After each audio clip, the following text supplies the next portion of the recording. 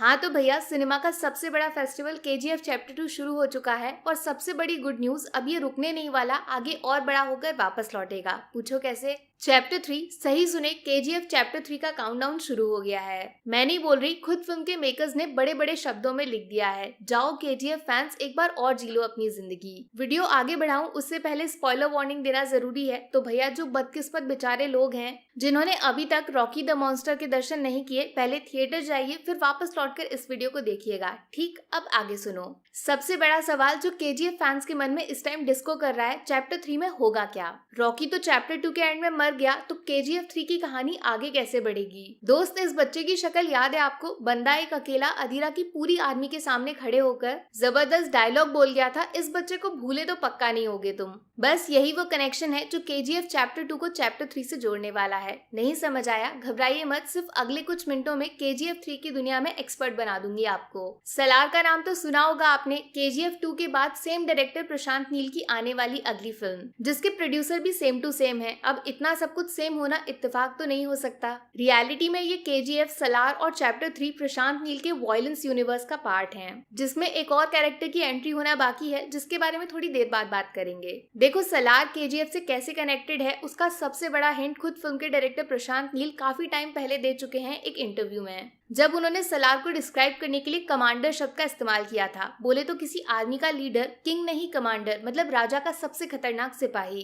अब केजीएफ 2 में चलिए, ये बच्चा रॉकी के लिए अपनी जान देने को तैयार था। रॉकी उसका खुदा है। इवन स्पेशल ट्रेनिंग लेकर ये केजीएफ को प्रोटेक्ट करने रॉकी की आर्मी में शामिल भी हो जाता है। फिर होता क्या है, अधीरा का अटैक, जिसमें सब कुछ बर्बाद हो जाता है, हर तरफ खून खराबा। लेकिन जब डेड बॉडीज वापस आती हैं, तो इस बच्चे की माँ को उसका चेहरा देखने से रोक दिया जाता है। सही बोला ना? बस समझ जाइए, असलियत में वो मरा नहीं है, बल्कि रॉकी ने उसको छुपा के रखा है पूरी दुनिया से, इवन उसकी माँ से भी दूर, जो शायद उसको कहीं ना कहीं कमजोर बना रही थी। अब बिना इमोशंस और सिर्फ एक्शन के दम पर ये बच्चा बनेगा रॉकी का सबसे बड़ा हथियार, द मोस्ट वायलेंट मैन, जिसका जिक्र सलार के ऑफिशियल पोस्टर की टैगलाइन में भी किया गया है। इस बात को कंफर्म करता है सलार का विकिपीडिया पेज, जिसमें सलार की माँ वाले कैरेक्टर के लिए सेम इन्हीं एक्ट्रेस को कास्ट किया गया है जो केजीएफ 2 में इस बच्चे की माँ के रूप में नजर आई थी। और सिमिलैरिटीज चाहिए तो इस फोटो को ध्यान से देख लीजिए, शायद कुछ बोलने की जरूरत ही नहीं है, आप खुद समझदार है कि ये बच्चा बड़ा होकर क्या बनने वाला है। जिस चालाक तरीके से इस बच्चे की मौत का नाटक किया गया और पूरी दुनिया को बेवकूफ बनाया गया,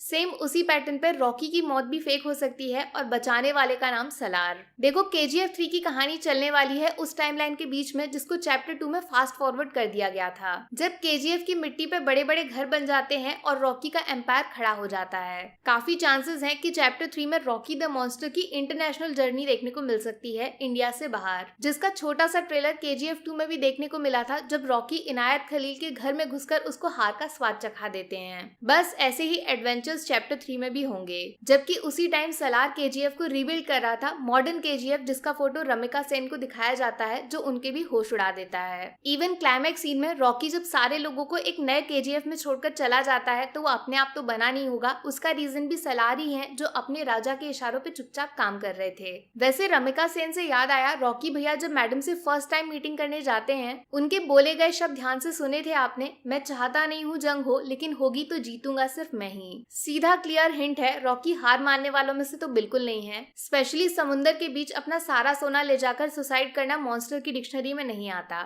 जंग जीतने का प्रॉमिस किया था और वो जीतेगा, फिर चाहे सामने देश की प्रधानमंत्री ही क्यों ना खड़ी हो। और इस जंग के बाद दुनिया भी तो जीतनी है, उसका क्या, माँ से वादा तोड़ देगा? No, never. अब पूरी टाइमलाइन आप जरा ध्यान से समझो। केजीएफ चैप्टर 1 में रॉकी का राइज हुआ 2018, फिर चैप्टर 2 रॉकी का रूल सीईओ ऑफ इंडिया 2022। अब नेक्स्ट आएगी Salaar, the introduction of Prabhas 2023 में, और उसके क्लाइमेक्स में एक मजेदार सीन होगा, रॉकी मीटिंग सलार। बस फिर ठीक उसके बाद चैप्टर 3 को रिलीज किया जाएगा, जिसमें यश प्लस प्रभास को सेम फिल्म में प्रेजेंट किया जाएगा एज किंग एंड कमांडर। यहाँ पे एंट्री होती है प्रशांत नील के नेक्स्ट कैरेक्टर की, जो फाइनली सलार और रॉकी द मॉन्स्टर दोनों की जर्नी पे फुल स्टॉप लगा सकते हैं। बगीरा, ये भी same director and same producer की फिल्म है, जिसकी टैगलाइन साफ इशारा कर देती है कि केजीएफ का जंगल उसको साफ करने के लिए फाइनली एक शिकारी की एंट्री होगी जिसका नाम है बगीरा।